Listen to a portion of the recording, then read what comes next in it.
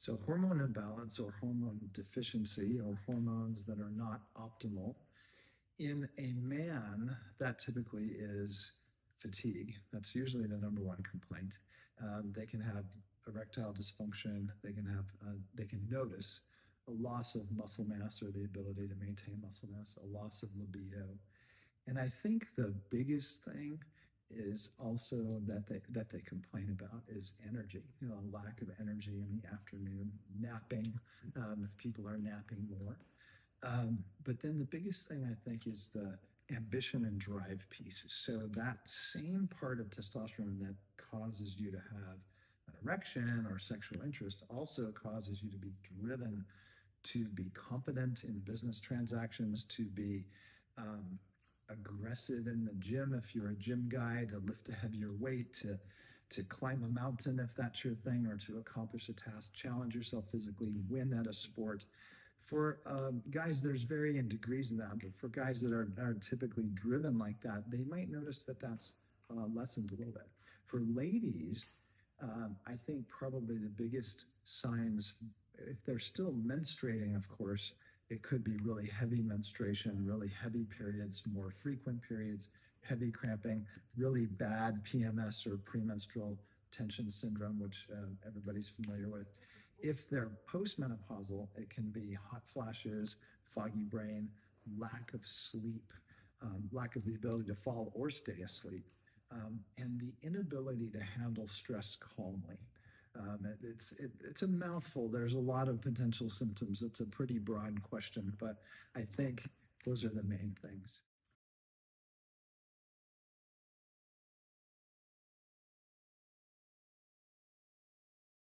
It sort of depends on your health status. It's interesting. I have people who are in their 30s, typically military or ex-military, that have experienced some extreme stress or roadside bombs or the stresses of war. Professional athletes that have been under a lot of head concussions and things like that. So you can start in your 30s. Now, the menopause, and we affectionately call andropause, that transition actually starts about, say, 10 or 15 years before people really notice a difference. For ladies, they notice menopause, menstrual periods stop, typically in their mid 50s or early 50s. But they may have started to have hormonal swings in their late 30s. It's a long, slow process. Same with guys. Most guys will start typically noticing things around age 37 to 40. But some guys are doing really great and they don't notice it until they're in their 60s. It does depend, I think, a little bit on health, stress, health of the brain and the physical body.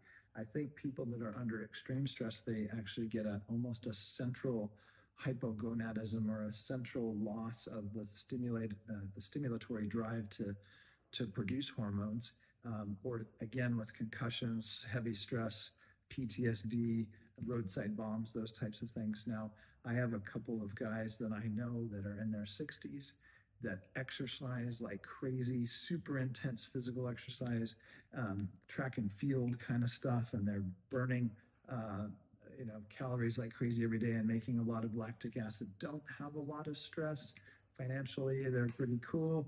And they've never experienced concussions or anything, and they don't really need testosterone in their 60s. So it depends.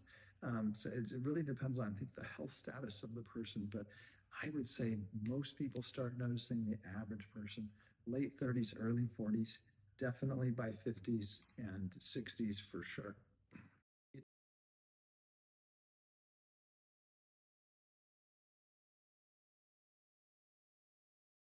No, absolutely not. In fact, it's funny, but both men and women go through that midlife transition, and it's just less dramatic for men because we don't menstruate. But the truth is it's just as important. And I touched on this earlier in another video, but basically, if we want to think about all the fun stuff for men and women, having a sexual libido, having a sexual response, having muscle mass and ambition and drive and confidence and happiness and sleeping well, that's all great. But at the end of the day, if you're thinking long term, what do you want? You want to have no heart attacks. You don't want to have strokes. You don't want to have dementia as you get older. And so those things are really mitigated by estrogen in both men and women. And so men may find this a little strange to hear, but both men and women, if they get to age 50 or 60, have really low estrogen. And they both need to be about the same level. The difference is that women need about this much testosterone and men need this much, way up here. And that level of testosterone keeps us from growing man boobs. But essentially, it's the spillover effect, that estrogen, sorry, that testosterone turning into estrogen that gives us that estrogen level.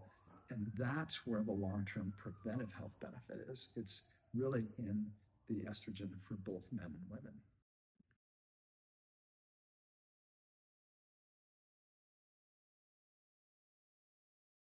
For sure. So fatigue for both men and women is typically a sign of low testosterone, but could also be low thyroid hormone.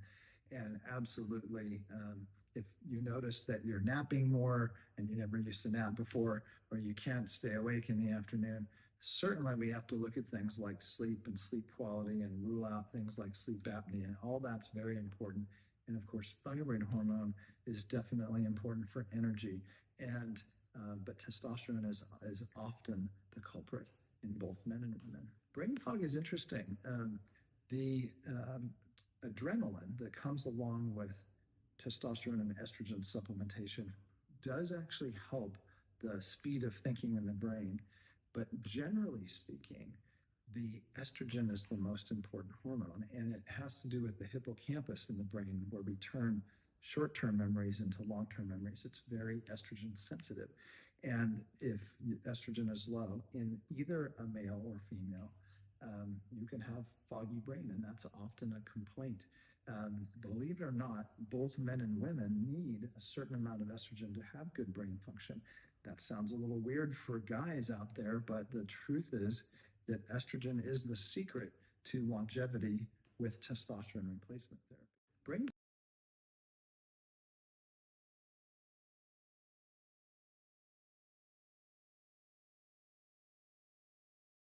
Traditionally or years ago, we only had artificial or man-made chemical versions of hormones to give men and women, mainly women. I think testosterone has been around for a long time, and it's basically bioidentical, depending on what form it is. But the biggest negative viewpoint came from the use of Premarin and Provera back in the 80s and 90s or earlier, even in the 40s and 50s. My grandmother, I think, had a hysterectomy when she was 42. So that would have been in the 1950s, and she was put on Premarin ever since then. Premarin is an interesting name.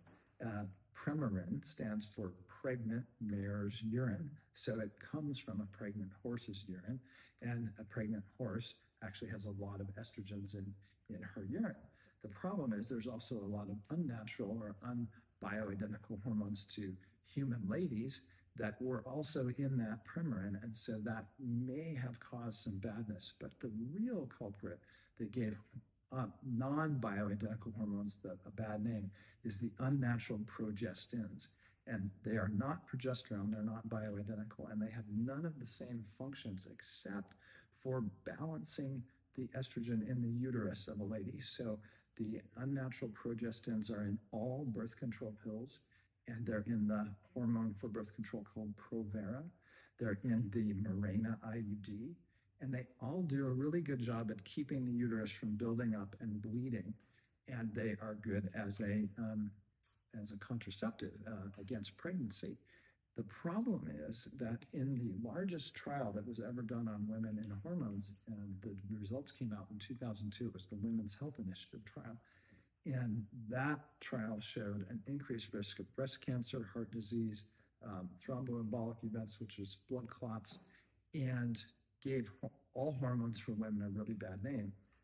Subsequently, reanalyzing the data over and over again over the years, they realized that the women who are actually on Premarin alone, which is again a very strong unnatural estrogen cocktail from a pregnant mare's urine, they actually did okay. They actually did better than the ladies not on hormones. But when they added the Provera, and they had a combo product back then called Prem Pro, and that Provera, which was medroxyprogesterone acetate, a man-made chemical to work like progesterone, but not really as functional as it was. It is the thing that caused all the bad stuff. So that gave us a sort of a traditional bad hormone name. But to this day, I just had a patient, gosh, it was one of the new patients that we had last week, and she is on a combination of um, bioidentical estradiol and norethindrone, which is an unnatural progestin. And that's because those products are commercially available. A drug company can patent those. So, of course, if we're influenced by drug companies, we're going to prescribe something like that. But that unnatural progestin, what it did for her is it told her brain, hey, you got plenty of progesterone. And so her natural progesterone is zero. And the problem is she's missing out on all those brain benefits, the anxiety reducing, the sleep inducing benefits of progesterone. And so no wonder she has insomnia and doesn't feel good. And so that's the difference. And so to this day, there still are, let's call them commercial drug, patented pharmaceuticals that are not bioidentical.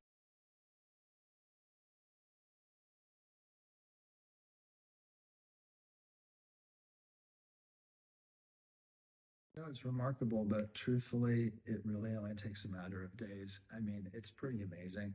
Um, I think the reason is that when you haven't had a hormone for a while and you've been suffering from all the things that you mentioned earlier, fatigue or brain fog or hot flashes, if you imagine on a cellular level, every cell in the body has hormone receptors on its cell surface. If it's not getting the hormone, it's going to make more receptors. And so the cell surface is covered with receptors trying to find that hormone. Where's that hormone? And then when you add it in, it's like, whoa, whammo, there's this big effect. And so sometimes people get a more dramatic effect the first 3 or 4 days, and then it kind of smooths out because the cells are reducing their hormone receptors. But it's amazing. I think we've given probably hundreds of ladies in this practice now in the last 20 years progesterone. And the first night they take progesterone, they sleep the whole night through and they can't believe it. It's like, oh my God, I've never slept like that before. So it can happen pretty fast.